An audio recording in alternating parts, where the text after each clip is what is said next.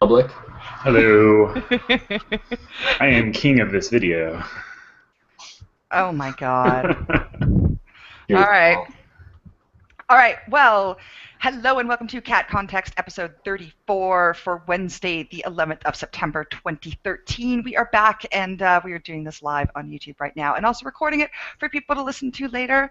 And this week we're going to be talking about a lot about PAX and what we saw at PAX and what we thought of the things we saw at PAX and all that sort of stuff. All three of us were there last weekend, and it was a cavalcade of game news. So first, Elly and Liore is back as always. Hey, Elly, how's your weekend going?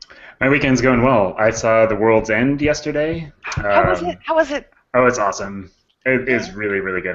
I love all of their movies in general. Yes. Only thing I haven't watched is Spaced, the TV show. Have you watched it? I have. It's on Netflix, so you should watch Yes, I will be watching it soon.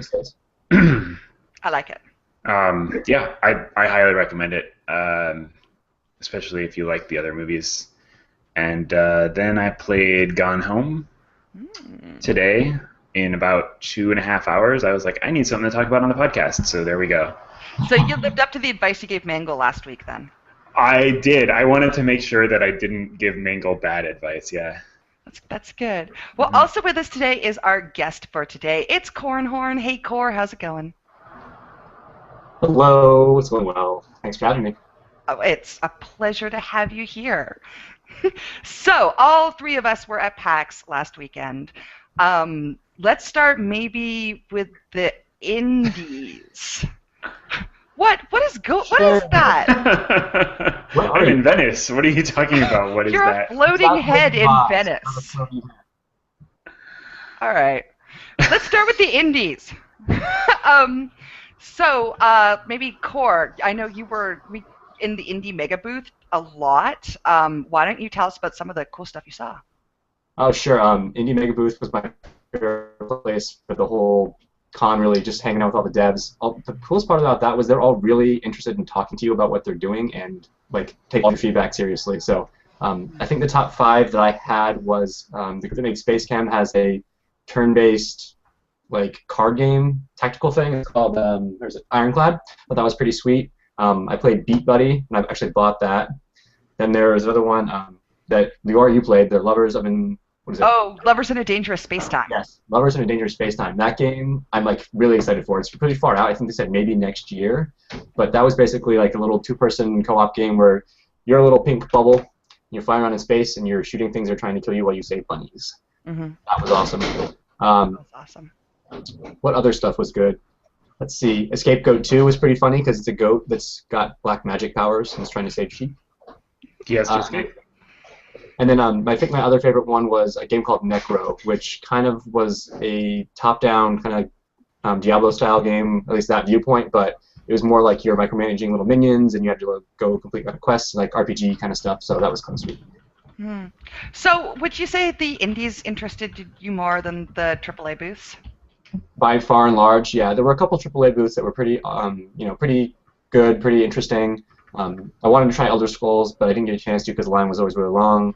The Oculus booth was in like one of the bigger areas, and then WildStar I sat in line for. But I really had a lot more fun at the indie booths just because the waits were shorter, one, but the guys that were manning the booths and the gals that were manning the booths were really interested in what you wanted to do and what you wanted to play. And they were taking feedback, it seemed like. Everything you said, that was something they were taking mental notes on. So that was pretty awesome. Yeah, they're super approachable. I don't think there was the mega booth last year. There was. Well, was there? I don't know. I feel like it wasn't as big or something. That was the area in the back, right? Was that? Yeah. That was there last year, yeah. Oh, was it? Oh, maybe I just wasn't paying attention. But there was a lot of indies there this year, and I thought it was really cool. How about you, Elly, for indies? For indies, I spoke with the dev of Escape Goat 2 for a while, and we had a good conversation. I played through part of it and watched somebody else play through the other little half of the demo, and then I ended up paying him what I wanted for the game, which is what he was doing at the at his booth. He was just doing pay what you want. I gave him $20, which may be high, but I also got a T-shirt out of it, so the T-shirt was part of that money. It seemed like a pretty fun game. I heard good things about Lovers in a Dangerous Space-Time, but the PAX 10 booth was like jam-packed every time I went by it, and I didn't really like feel like / want to push my way in. Scapegoat was one of those, but it was on the edge and there wasn't much of a line, so that's why I jumped in there. Other indies, I heard good things about Capsize, I think. Contrast, about Contrast. Contrast, yeah, that was actually pretty good too. Yeah, that looked pretty good, but I didn't actually play it. Or I saw it while walking around, but I didn't play too many indies this year. No. I was just sort of like didn't really want to spend a lot of time standing in line. And all the indie booths were like completely jam-packed, so. They were, and the PAX 10 in particular, which was upstairs on the 6th floor, was really, really, really close together. Like, yeah, there wasn't a lot of small room. booth. Yeah, I was kind of disappointed by that. I think you guys have mentioned all the indies that I really liked. Oh, Audio Surf 2 is one that neither of you guys have mentioned, and which I was like, oh my god. Audio Surf is probably one of the games I put the most hours into of all time. So the fact that there's an Audio Surf 2 and they kind of kept the Audio Surf and added like Tony Hawk style air. Oh, really? Oh, that's awesome. You launch off the sides when you have bonuses to do like tricks and stuff. Yeah. Oh, that's pretty sweet. And it was fun because, like you were saying, Core, you know, like we got to talk to the guy who wrote Audio Surf, and like, I mean, I've put a lot of hours into that game. So it's an easy one to spend time on. It sure is. So it was really cool to be like, you know, hey, wow, I love your game. I've put so many hours into it. It's an amazing piece of work, and you could see, you know, he was really happy, of course, to have someone come tell him that, and it was nice to have that personal touch, definitely. You can see his face just light up. Yeah, that's really sweet. I love that a lot. I think you guys have covered pretty much all. Lovers in a Dangerous Space-Time has really stood out as probably the most fun demo I played at PAX. Scapegoat 2, I also bought a copy of that because, again, it was the pay what you want, and it was a lot of fun. I like puzzles. I think, yeah, pretty much you guys have covered all the really good stuff. Did you guys play Dive Kick? Oh, yes, we did play Dive Kick. Oh, yeah. Yes, Dive Kick is pretty hilarious. I beat your pretty handily, I must say.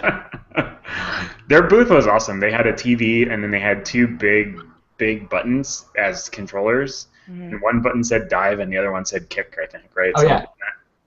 It is billed as the two-button fighting game. And the thing about Dive Kick is you each have 1,000 points of health, but any kick does 1,000,000 points in damage. Yeah, they have gone for it, which is cool. Oh, yeah. No, they've definitely gone for it, and that was actually a lot of fun to play as well. And I looked for the Hotline Miami 2 booth, which I think still counts as an indie, but I couldn't find it. But apparently it's out there. It was in the Mega booth. I got a pin from them, but they had a gigantic crowd of people. Yeah, I got a zebra head mask from them. Oh, dude, that's sweet. Not like an actual mask, because I'd be wearing it right now. It's probably no, it's just a pin. And the other one was Transistor. I didn't stand in line for that. Did you guys stand in line for that? I stood in line pretending to not be interested in the Oculus Rift line. So I spent a great deal of time. The deal with the Oculus Rift booth, for people who weren't at PAX, is they would close it off and open it up every 15 minutes. And if you just stood there, you couldn't like start a line to get into the line. Yeah, no, they were yelling at you. Yeah, worst enforcer job ever. Oh, yeah. So instead, I just stood in the Transistor line and waited for it to open up. I played Bejeweled. It was like the vicious game of musical chairs, only not the fun way. I know, it was. The guy put down a sign, and everyone comes like rushing from. I also did the Bejeweled Blitz. That booth was right next to them, and did that while I was killing time waiting for the Oculus Rift. Yeah, I actually played that game, Bejeweled Blitz. I did not play Transistor. No, I didn't get long enough in the line to do Transistor. No. Yeah, a friend of mine did actually wait in line for a Transistor. I wanted to, but the line was... The sign said 90 minutes, and I totally believed it, given that I don't think I saw him move the entire time I stood in Oculus. Yeah. Yeah, I mean... It wasn't that many people deep. It was like probably 20 or 30 people deep, but it was just moving really slow. I think they must have had a long demo and only about 5 or 6 stations. Yeah, I mean, it looked great. It looked amazing. And I will definitely... But again, you know, when it comes to those really long lines and you have a limited amount of time at PAX, I'm like, am I just going to buy this game? Yes, I am, so I don't need to demo it. Yep. Is Telltale an indie?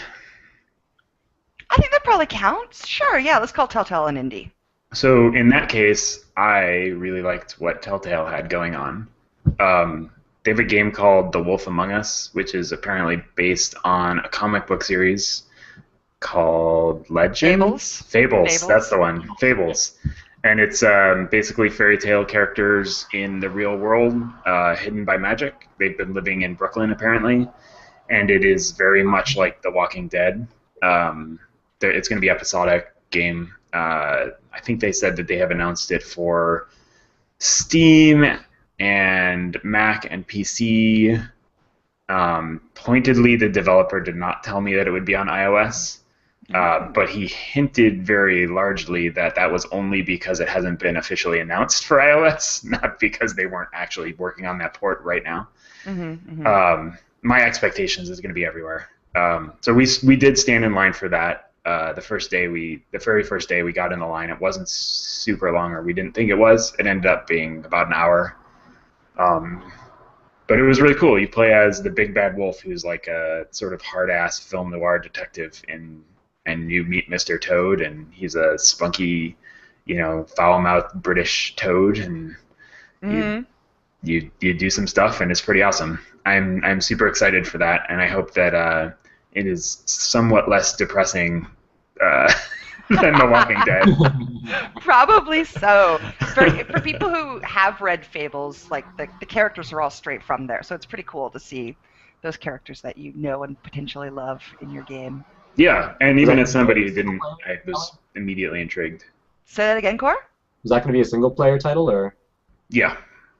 Mm-hmm. Yeah. Okay. It's a single-player, more or less point-and-click adventure title. With some QuickTime events stuff, just like The Walking Dead. Cool. I think we played it on Xboxes or something, but. Oh yeah. Did either of you go play with the Xbox One or PlayStation 4? Yes. Yes. I played the PS4 for Final Fantasy, or not Final Fantasy, no. Final Fantasy 13 was on PS3 still, wasn't it? Or was that? Yeah. Anyway, I went to the PS4 booth and played. It was like a puzzle game they had set up. It was really pretty, but it was just, I kind of hopped on to see what the controller was like and what the graphics were. I didn't really play it for the content one because the game that looked more interesting had like much longer lines. So. Right.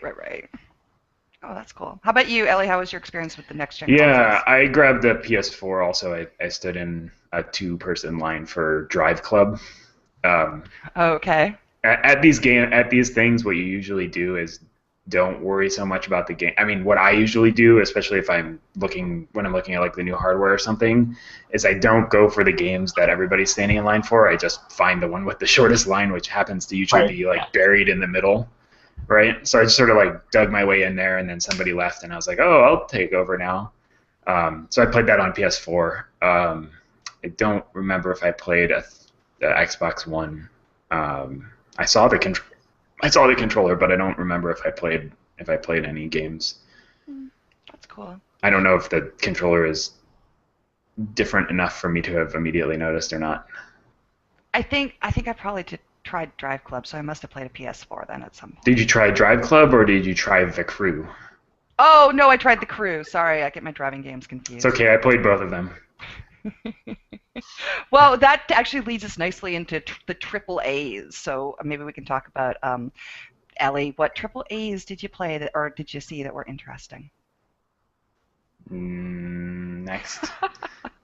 That good, huh? How about you? Yeah, no, I I don't even remember what triple A's I really looked at. I saw the mech game, the Titanfall. I saw people playing that.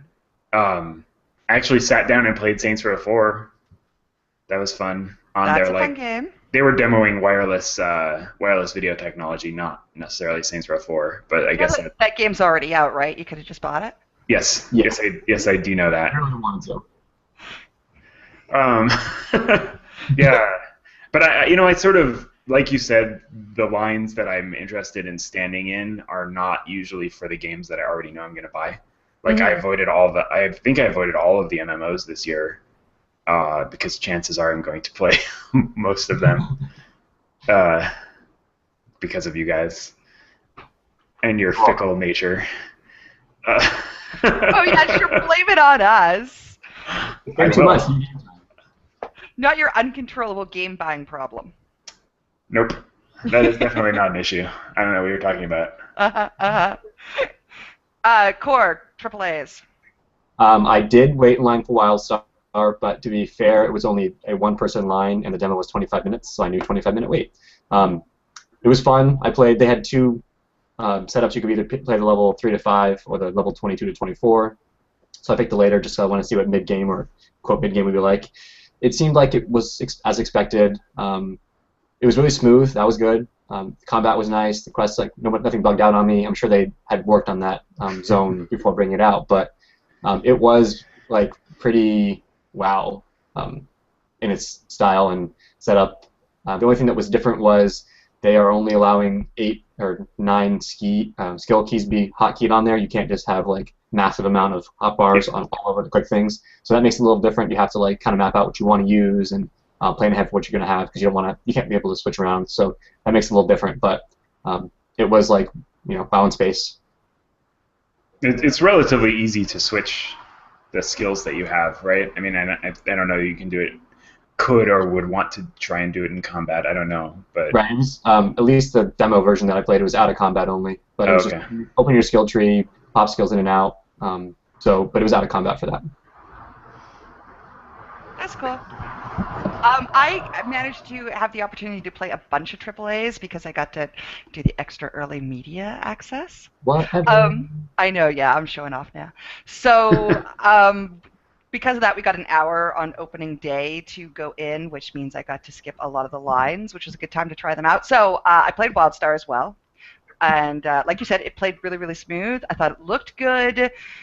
I'm not, like, they're really into telegraphs in that game, so every move that you or your enemy will make is usually indicated on the ground or in space somehow. And it's interesting. I have to kind of see, especially once you get multiple people together and spell effects and everybody's got telegraph shit going on. I'm not sure how that's going to look. You mean the 40-man raid with 40 blue circle, square, triangle, wedge combination? Yeah, I can't imagine that you will see everybody else's targeting circles. Yeah. You'll probably see yours, and you'll probably see the bosses or the enemies. Right. I mean, that's the only thing that really makes sense. But well, except for the healing ones that also go on the ground, and you need to know where to stand. Oh, that's true. But maybe that will either be done differently, or have a spell effect that you go stand in, or just be the healer's fault for you not standing in the right place. Oh, there's always that. They're standing in my healing pool. No, I don't want to. Blame the healer. Yep. So that was good. I also played The Elder Scrolls Online, which I recently wrote about on my blog. But if you like Skyrim, you'll like it. I'm not convinced it needed to be massively multiplayer. I think they should have just done Skyrim with 4-player groups, and I think that would have been amazing. Okay. I found it. I only played it for like 5 minutes, right? I did not see a good reason why it should be massively multiplayer, and it also did break my immersion to see like 15 people running around looking for the same guy to kill for a quest. MMOs are great, but they're not necessarily very immersive, whereas I think Skyrim, people really love that game because of the whole world thing. So I think it's probably going to disappoint big Skyrim fans. The two kind of juxtaposed didn't really work, like trying to be epic hero in the Skyrim world and then having people right next to you doing the same thing. It wasn't the same kind of, all MMOs have that where you're all running around killing the same stuff, but it's less of a breaker in those kind of settings than it was in this. Right, yeah, and plus, people who play Skyrim, they're really into, say, like the first-person view. Is that first-person? Yeah, that's first-person. Yeah. And, they like to really, the whole, like, atmosphere and without the map, and you can just wander all around the world and stuff, and it really breaks it to see, like, 20 other people going the same direction, killing the same thing. You're not the hero, and it doesn't feel like you're actually in a living world, because what sort of living world has all these people running around doing the same thing together? Isn't that true of every MMO? It is absolutely. I just think that the audience for Elder Scrolls Online is coming from a Skyrim background, and that's something that's very important to Skyrim players. So okay. I think particularly with this MMO, it's going to alienate its player base. But I think that is just a natural part of being an MMO, which is why I think it should have been just like a small group game, personally, in my incredibly educated opinion. Super media pass education opinion. Yeah, that's my super media education. Oh, I thought of a sweet AAA for when you're done. Oh, no, go ahead. Bring it on. Dragon Age Inquisition. Oh yeah, I do Yeah. smile like you really want to play it right now. I actually really do want to play it right now. Yeah, I took a bunch of video on my camera at the panel, which I should upload and then hand over to you so that we can link in the podcast notes. Yeah. Ew. Synergy. But oh, so sad. You are part of the media now. No, that game looked really good, and sorry, there was somebody driving outside my window, and then people keep pulling up. Squirrel. What? Squirrel. Yes. Yeah, that game looks awesome. I want to play it right now. I wanted to play it right then, and the Skyrim discussion reminded me of it because it looks really big compared to other Dragon Age games. Like they're like they dropped you into the middle of the story somewhere or whatever, and they're like showing off. Hey, there's a mountain range in the distance, and beyond that you can see something else, to the side of it. And if you wanted, you could just walk from here over there, and it would take 15 to 20 minutes to literally just walk across.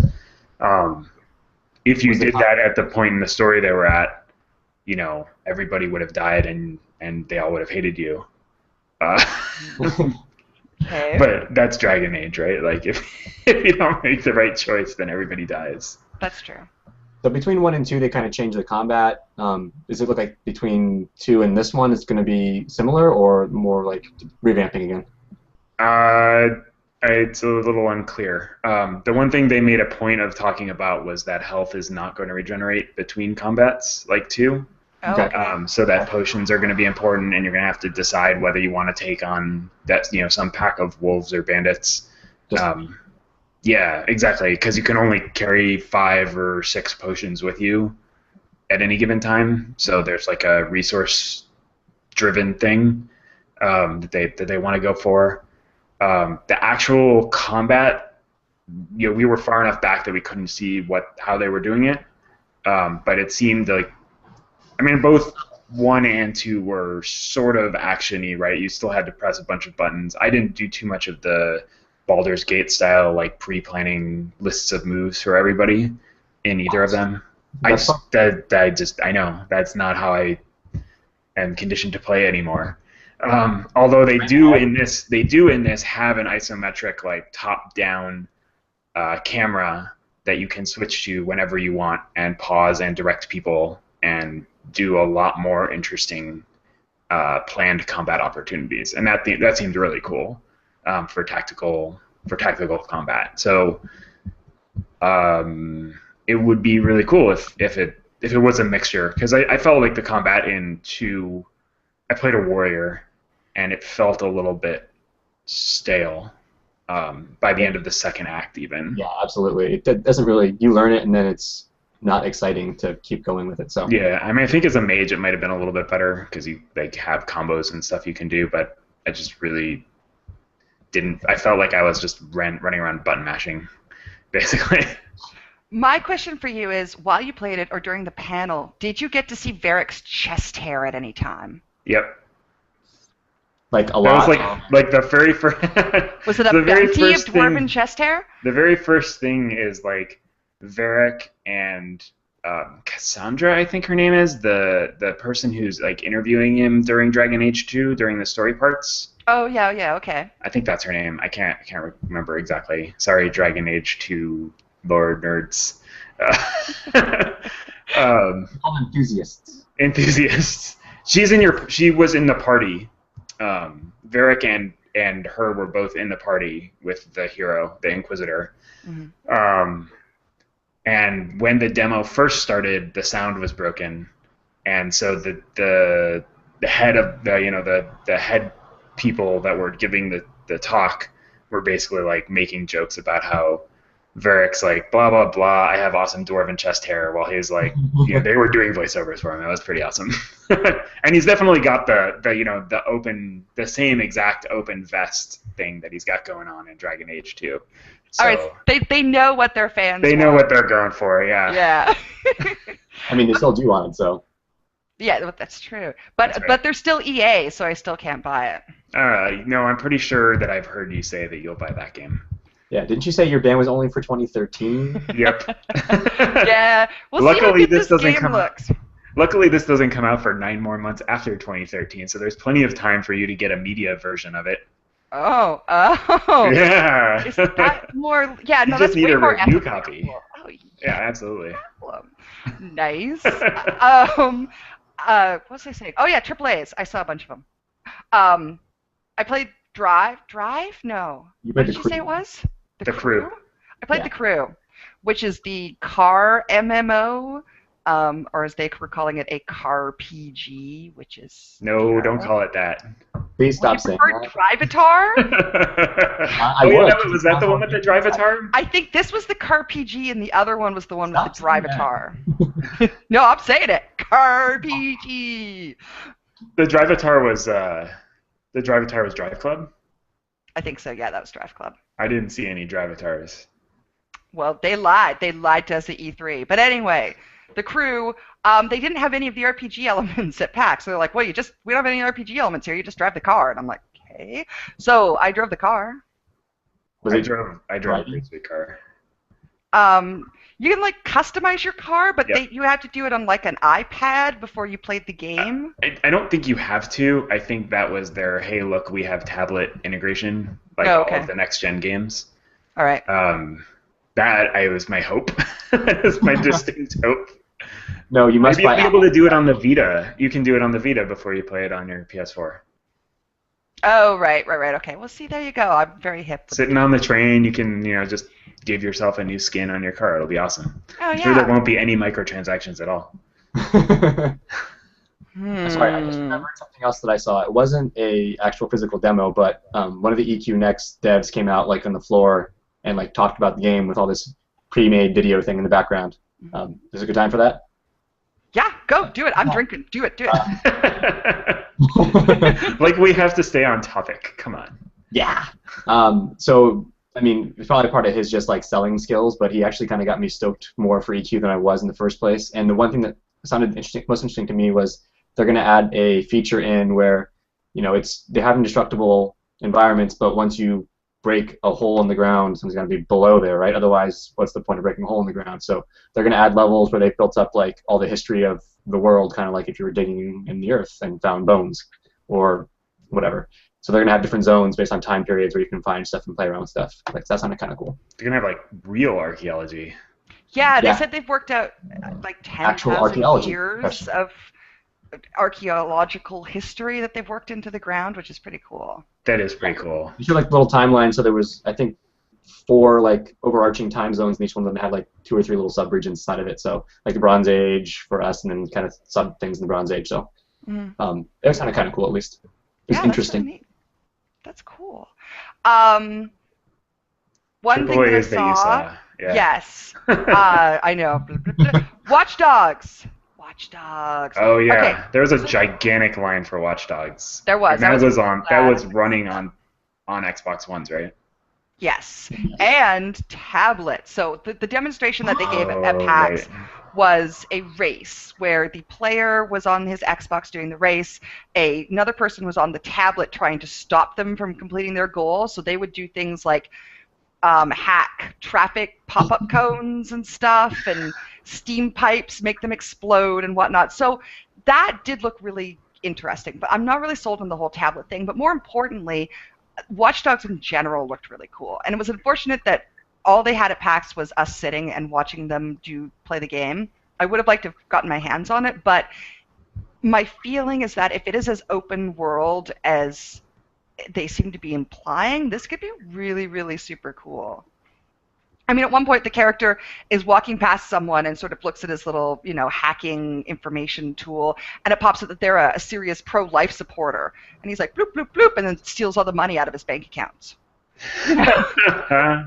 So little things like that, if there's a fair bit of that where you're able to just sort of, randomly judge situations, or for example, you can cause a ton of traffic accidents in Watch Dogs, but if you go and save people before their cars explode, you'll get a reputation in the city as being, a sort of vigilante, but kind of a hero. Whereas if you just cause a lot of car accidents and let everyone die, you'll get a worse reputation in the city.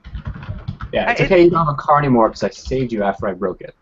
Well, exactly. But no, I thought that it sounds really potentially cool. Yeah, it seems cool. That's a launch title. It's one of the ones that you can buy bundles for, of, I think. Oh, is it? Okay. Yeah, there's a PS4 Watch Dogs launch bundle and probably an Xbox One one also. Is it going to come out on PC too? Probably. You're going to do Xbox and Sony, then probably not. Yeah, if they do both of those, they're not going to constrain it. So that's true. That's true. I mean, and a bunch of the exclusives are actually like Xbox One and PC exclusives, or PS4. Console exclusives. They're not exclusive because right. Yeah. That's cool. Game. I'll definitely get that when it comes out. Yeah, that seems like a good one. Was the Division there? I did not see it there. I remember that from E3 as being. Yeah, that was one of the ones from E3 that I was interested in, but I didn't see it either. No. Yeah, so that's really it for AAAs. But let's talk about Oculus Rift, because let's. Was in the AAA area, and all three of us tried it. Elly, I hear you went back twice. I went back twice and almost a third time, and should have gone back more times than that. I am sold on the Oculus Rift. I will buy one when it is a real product. What? Were you a skeptic to start, or? No, not really. Okay. Let's see. So I played with the Virtual Boy when that was a thing. That was like one of my early introductions to VR. Did you buy the Virtual Boy, or did you just play with somebody else? No, my friend had one. Okay. It was terrible. What do you mean it was terrible? It was a headset you could see in and play a game? Except it wasn't a headset. It like had a stand. It had like a tripod, and you had to like bend over and put your face in it on the table. It was ridiculous. Really? Yeah. Oh yeah. That's crazy. Okay. Yeah. Anyway, that was bad. That was a bad version of VR. The Oculus Rift is a good version of VR. I was a little bit skeptical just in terms of I don't want to wear 3D glasses when I'm at home and like looking at my TV to watch something. Mm-hmm. So something that's even more sort of encapsulating or whatever. This is a dark mask that you have to put over your face, and you can't see out at all. Mm. It's a mask and like noise-canceling headphones, so you are completely deaf to the world. And you're completely immersed, and like it was really like. When the demo was done, the demos were about 5 minutes long. One was Hawken, which they've been was one of the early games to get Oculus support, I think, and the other was some racing game. Although you were just a passenger, you weren't actually driving. And they told us at the end to like raise your hand and they come over and get you or whatever. And I like raised my hand and. I knew they were coming over, but when they tapped me on the shoulder, it was still sort of like, oh, whoa, this is weird. Like, so I can't imagine being in a household with one of these things with other people walking around, right? And I mean, like, I don't have kids or anything, but if there's kids, I don't imagine that I will ever have time to use the Oculus except when they're asleep. And frankly, everyone playing, and I'm sure I also looked this way too, but everyone sitting at the Oculus booth, they all looked kind of silly. Open. Yeah, there's a lot of the like. Yeah. I have my jaw hanging. I didn't on the podcast. I didn't think about it, but you put that good point. Like just being deaf to the world, like it's going to be a lot of good YouTube videos, people playing pranks on their friends while they're immersed in that thing, and like they take it off. And that's going to be a lot of going on. Yeah. That said, it was awesome. Like the racing game. I don't know which one did you guys do? I did the racing game. I did the racing game as well. Okay, so one of my favorite parts about it was that,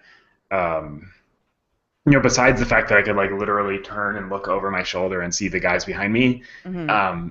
When I wanted to see like the rear view mirror, most games just like put that in the middle of your screen, or like have you press a button to bring it up. This one, I just sort of tilted my head to the side, and hey, look, there's wing mirrors, and I can see what's behind me, and then I can have one eye and look at the wing mirror. It was totally badass. Same thing when you're like going into a corner, right? Like, I don't know, when you're driving, you usually turn your head and look ahead of you in the corner, and follow where your car is going to go, not where your car is going. And so when we were going into a corners, I was just like naturally looking into the corner, and I was like, oh wow, this is how it's supposed to be. That was awesome.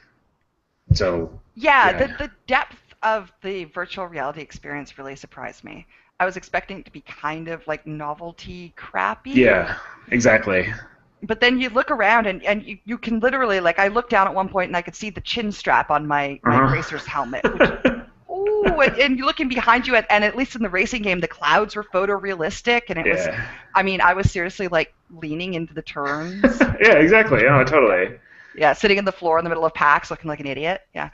So it was good. The big thing, the one thing I did find jarring, and that I think, Corey, you made this point after we tried it ourselves, was I looked down and the driver's arms were doing things that were not my arms, and I found that to be jarring in the experience because everything else was so seamless. It's like, who is this guy? Who are these arms? So they're really going to have to come up with some interesting peripherals or controls or integration.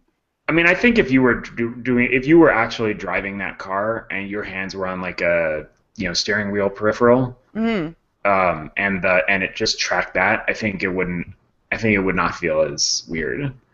Same thing with pedals. Yeah, so I think they're going to have to do that. So I think you're going to see a lot of different peripherals for it. I mean, I can already think of like, guns and swords.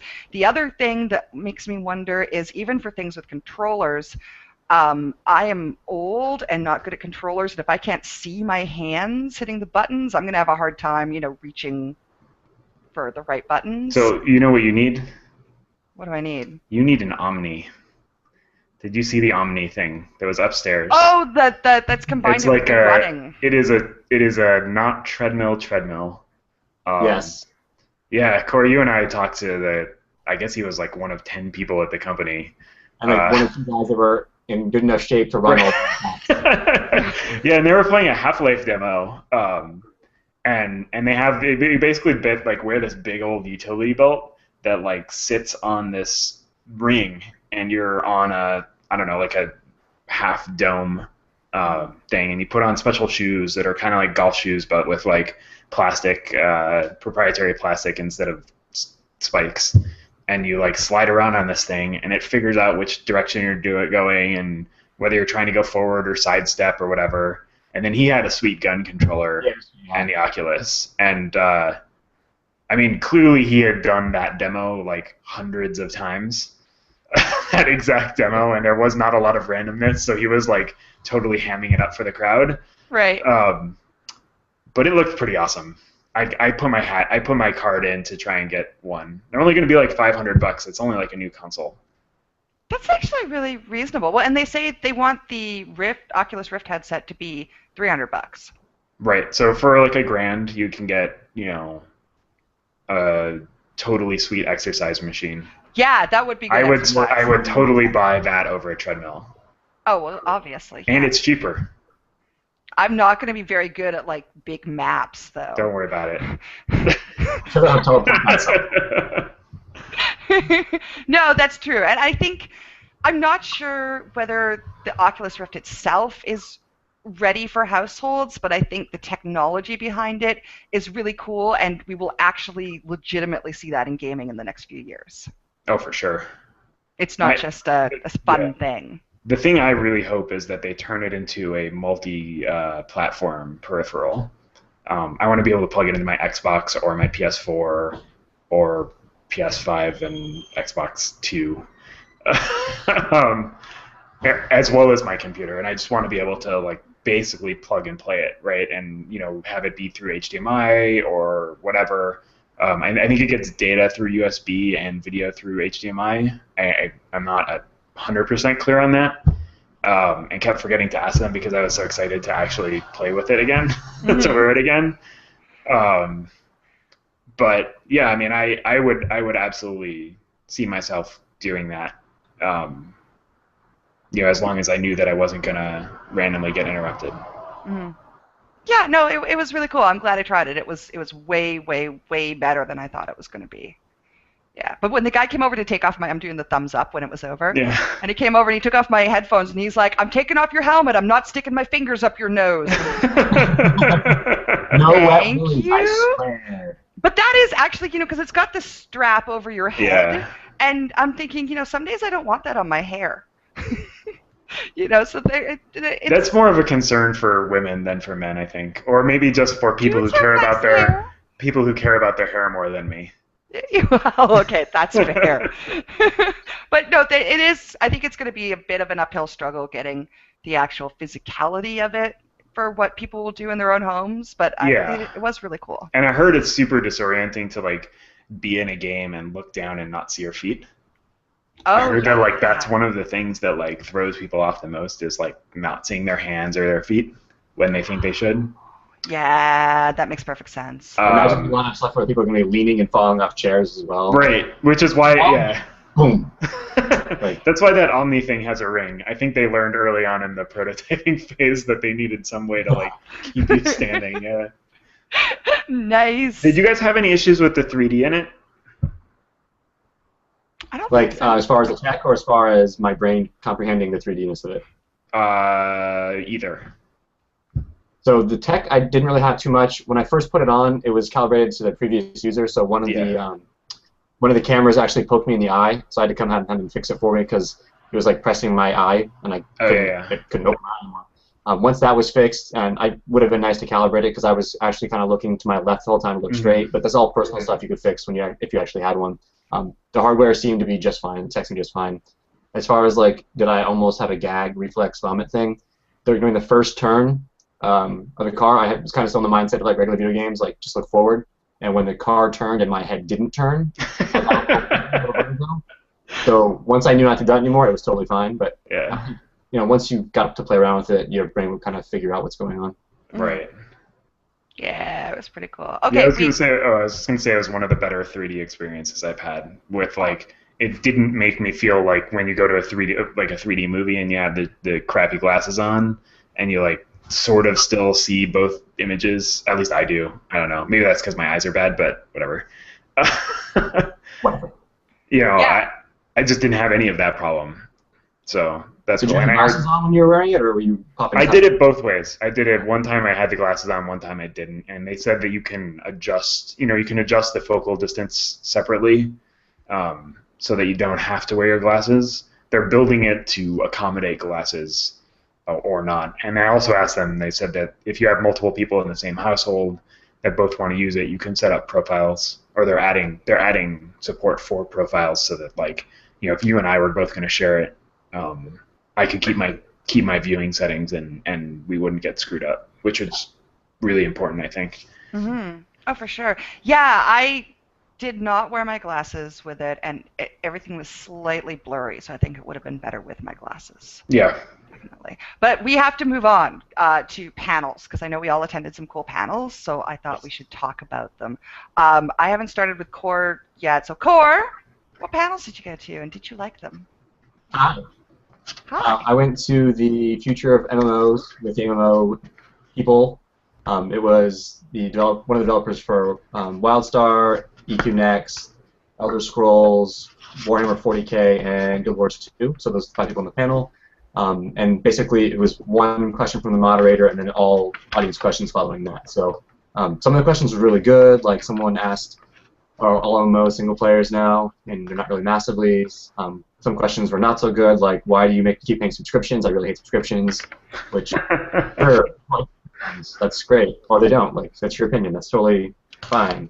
But I thought that panel in general was good because a lot of the guys were giving very candid answers. They weren't just giving canned answers that their marketing team or development team told them, only say these talking points. It wasn't a political debate for, ring whatever for a senator kind of thing, where everyone says the same answers. So that was kind of cool. And sometimes they disagree with each other, which was kind of cool to see, not company opinion, but personal opinions, why the development team had chosen to, let's say, stay with the Holy Trinity or kind of try not to do that. That kind of stuff was really sweet. So in general, that panel kind of got me excited for the possibility that these guys are trying to make better games. We'll see if it happens or not, but they're really looking for it. Did anyone stand out on the panel? You thought had good answers? Sorry, say it again? Did anyone stand out on the panel in particular? So I forget all the gentlemen's names, but I thought, in particular, the WildStar dev, he gave like no bullshit answers. If he thought something was dumb, he said that's dumb, this is why, or vice versa. Like if you really love something, he said so. And several of them, him included, were like, if a question came up about in general games, but it would have their game didn't have that feature, they were not afraid to point out like other games that were going to be awesome at it. Like someone, the WildStar guys, like if you want to play Sandbox, go buy ArcAge. If you want to play a single player game, like what's other game? Or all 5 of them were like, we love Eve because Eve has their own deal and like they know they're surviving on like no subscriptions and all that kind of stuff. And then also the Warhammer 40K gentleman was he's provided some really like insightful answers, I thought. So those 2 guys really stood out for me. Nice. Cool. Any other panels? Just WildStar. I just wanted to go see what they were going to show off with anything new. They demoed housing, and for about 20 minutes, and they had two devs kind of playing on big screens. You could see them running around playing stuff. It was kind of cool seeing some of the new features for housing. I've been watching all the dev videos, so a lot of that was repeats for me from their housing video online. And the rest was kind of question stuff. Again, some good questions, some bad, but I thought that Q&A was a little less interesting to me than the just general MMO one. Cool. How about you, Elly? Panels? I went to 4 or 5 panels. The first one I went to was about digital trading card games, because that's a thing now apparently. The Magic was not represented there, and all of the developers or all of the people that were there were sort of very pointedly avoiding talking about Magic and comparing themselves to Magic. In a lot of ways, rightfully so, because Wizards has done a very, very good job building an audience for 20 years. Yeah, there's a reason people still playing it. That's right, exactly. So, but the games that were there were Hex and Soulforge and Duel of Champions, which is Champions of, I don't know what it is. All right, but they anyway, they were there. Hex seemed pretty interesting. Hex is sort of like a MMO style game, but with digital card trading combat. And I didn't really understand. I think it's in beta. Yeah, that face that you're making there, Core, that's kind of the face when I was like, this seems both interesting and confusing.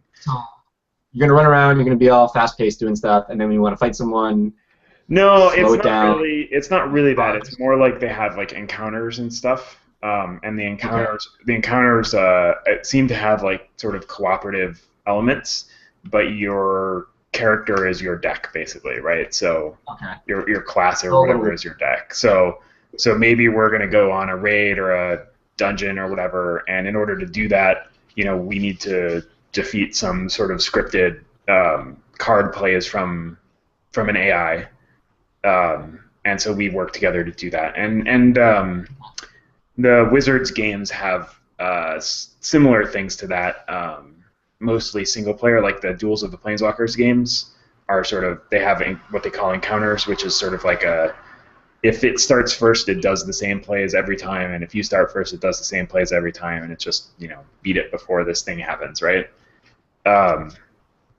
So I don't know how the cooperative stuff will work. I don't know how any interplayer stuff will work. I believe that was a Kickstarted game. It seemed pretty interesting to me, and I think I may have heard of it before, but definitely haven't played it. It's not out yet. I think that goes forward, like, it wouldn't be too scripted, because then you could just be like, you need a deck that has this many of this card, this many of this card, play them in this order, you win. Right, yeah. Yeah, I'm interested to see how that happens. They also have a cool thing where you can modify your cards on the fly. They're doing like a socketing type thing where cards have sockets, and then you like put your gem in your socket, and it like gives your guy haste, or it gives your guy trample, or first strike, or like you can switch out abilities basically. Because that's cool. The other one was Soulforge. I think I've talked about Soulforge here before. It's much more straightforward collectible card game. They have a leveling mechanic where when you play a card, the card that goes back into your deck is a better version of the card you played, up to 3 levels right now. So some cards start out weak but are strong late, some cards are strong early, and so there's a lot of tactical choices to be made there. And then Duel of Champions has been out for a while, and I don't know, it's the Might and Magic universe. I just read my note. So it's in that universe, and I don't know, the whole thing is interesting because these guys are actually doing cross-platform stuff. Many of these card game things, like they're all talking about how I can start a game in the morning on my iPad and then finish it later on my PC or whatever, which is cool. Cool. Yep. I also went to Dragon Age panel. I went to one about gaming versus gambling, and the regulations and legal, both psychological and legal issues involved in both. That was a pretty interesting one. I expect that the talk is online, and I would just tell you guys to go either look it up or find the guy had PowerPoint slides. So one of the guys was a child psychologist from the Children's Hospital in Vancouver, and he works with kids that are addicted to gaming and various other things. Mm-hmm. And he's done a lot of. He also did another panel on school shooters versus violent video games and why that is or isn't a good thing.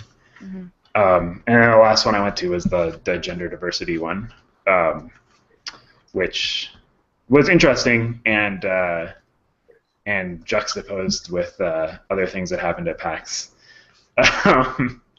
that we may or may not want to get into this We're week. not going to get into that this episode. All right. That's like a month's worth of episodes all at once. Yes, yes. Needless to say, it was an interesting panel, and I learned some cool stuff. Nice. I also went to the MMO panel that Cora was just talking about, and I agree. The guy from Warhammer 40K, they introduced the panel, and they're like Guild Wars 2 and WildStar, and then the MMO, the 40K MMO guy, and I'm like, 40K MMO guy? Like, who are you? But it turned out he's actually done a lot of work with Funcom, and also he was really smart and had interesting things to say. So. Did he work on Age of Boobies? It took me a minute to figure out what game you're talking about, because aren't they all Age of Boobies? I don't know. He talked a lot about Secret World and Anarchy Online. Okay. Yeah, those are two you've got. Funcom did do Age of Conan, right? They did, yeah. They're Age of Conan. Yeah. Okay. Or Age of Boobies, as the case may be. So, yeah, no, he was really cool, and I agree. Jeremy Gaffney, the guy from WildStar, was pretty cool. And it was. Everyone was really candid, and it gave me a little more perspective. It's easy for me as a player to be like, why don't they do blah, blah, blah, and for them to say, well, you know, we have these design issues. And the Warhammer 40K guy, who I wish I could remember his name, but he made the point at one point, he's like, this person has just asked for us to simplify MMOs. This person has just asked us why we have condensed classes over the years. Like, nobody knows what they want. So it's impossible for us to give you what you want because you don't even know what you want, which is true. Game players are terrible game designers. Yes, as it turns out. But Yeah. I think we're so good. I also went to the WildStar panel, which was good. It got me pretty excited for the game. I still have some reservations, but the housing looks really, really cool. And I wasn't too sure about the housing because I'm like, how creative can you be with modular, blah, blah, blah. But seeing it in action, you can be pretty creative. It's going to be pretty fun. One of the cool things that you can put in your yard in WildStar is different types of combat trainers. So either you fight increasing difficulty mobs, or they have like a telegraph trainer, which will just telegraph attacks, and you have to try and get out of the way and stuff. Cool. Yeah, which I thought was really cool, because there's always been a lot of complaint of how do I learn how to play an MMO inside the game, and that's the way to do it. We talked to some devs at the WildStar party later that night, and they, we did. The WildStar party, by the way, was off the hook. It was really cool. And they talked about how there is some plans for things like neighborhoods, perhaps not at launch, but it is in the works. Things like if you traverse an entire zone, you will get something to put up in your home that will let you automatically zone there. They talked about potentially when you're at your home, pirates will come zooming in and try and take some of your stuff. So you have to go defend your home or get your neighbors to look after your house while you're on vacation kind of thing, which I thought was actually pretty cool. That sounds terrible, actually. That sounds like that sounds really cool conceptually until you actually go on vacation and you come back and your shit is ruined. Well, he made the point of saying that was something they said, like, these are all things you can try, but we're going to work. Like, right. It just might be something doesn't work for a couple of hours or whatever. Okay, all right, that's fair. You're not going to be totally... a lot. Yeah, that's a lot more reasonable. Yeah, but I will say, talking to the devs universally were really, really, really excited about their game, which, I mean, I guess is sort of a given, but it was fun to talk to them, and they were just thrilled to talk to fans and really excited to talk about WildStar, which overall left me feeling pretty warm about the game. The other panel I went to was about community management, which was very, very interesting. But the big thing was at the end, someone asked the panelists, there's someone from BioWare, someone from Maxis, which are two hard-working reps with SimCity and Mass Effect 3, and a couple of amateur volunteer game community managers. But someone said, how do you feel about controversial language or disrespectful language? And one of them said, well, we have a zero tolerance policy on using rape as a gaming term. And everyone applauded, and people were standing up and cheering. And given other things that happened at Penny Arcade later, that was a very positive experience. Yeah, likewise, the gender diversity panel that I went to, and Talon went to a couple of others that she had very positive experiences with also. Yes. And I think that we both felt like this year's panels sort of skipped sort of intro, let's figure out if things are a problem panels, and went to, now that we recognize that things are problems, like, what do we do about it? Like, let's find actionable items to take away. Awesome. Which is, yeah, that's a big step up. I kept waiting for that panel. Oh, that's really cool. Okay, so quickly, because we have talked a lot, let's talk about what we've played in the last couple of weeks. Not at PAX. So, Ellie, I know you played something, so why don't you go first? Magic? I was going to say Gone Home. I played Magic too. I did play Magic too, but I see everybody rolling their eyes because now we have video, so I get verbal cues. So I'll keep it more on topic. I played Gone Home. I actually played it this morning. I knew that it was fairly short, and I wanted to play it before this podcast since I yelled at Mangle on the last podcast to go buy it, and I was very much right in saying that. I think everybody should play this game. It's not really a gamey game, but it is an exploration and a good, compelling story. Apparently, I didn't find everything, so there's more stuff to go back and look for if I want. I'm not sure I need to, but yeah, it's just really good. And it's the sort of thing where, like, if somebody ever is like, can you do good storytelling in a game? And you have any sort of question, like, just send them that, because it's fantastic. I don't really want to spoil it. I want you guys to I want to discuss it on here, but everybody should have played it, because otherwise you will know too much. It's on Steam? Okay. It is on Steam, and I think it's about $20. And it took me 2.5 hours. I've heard anywhere between 2 and 5. I think 5 would be a lot of hours to put into it. Nice. Yep. Anything else as far as games go? No, I was at PAX, and then I've been working. I played Magic, and I'm not allowed to talk about Magic. I'm going to talk about Magic. It was good. It was fun. Core, what have you been playing? I've been playing Evoland, Monaco, and Dust and Elysian Tale. Those are the 3 games I've been playing in the past week or two. Nice. 3 indie games I picked up in a Steam sale this year for summer. And Evoland is kind of a cool little game where you kind of basically play to the evolution of every Zelda or Final Fantasy style game, from like straight up 2D, opening walk up and down, straight left, to 3D fighting real time stuff. So The game idea was really cool. The game itself is fine. Nothing really wrong with it, but it wasn't super exciting after a while. But I thought the idea was really cool, so I tried it out. Monaco, I've only played it a couple times with the cats, and it's really a little fun, steely, run around and get beat up by guards. I don't know how to describe it. Maybe you can do a better job than I do, Liore, but I don't know, it's a really cool game to play with a group of 3 people, your friends. Like, it's a lot of fun. And then Dust and Elysian is a side-scrolling adventure, but it's got a really cool art style, pretty very smooth controls for the combat, and really funny humor stuff. So I'm about 80% through that right now, according to the save file complete thing. So probably getting pretty close to the end, but the game's a lot of fun. So. What kind of game is it? It's like a side-scrolling adventure thing, but it's got combat the entire time.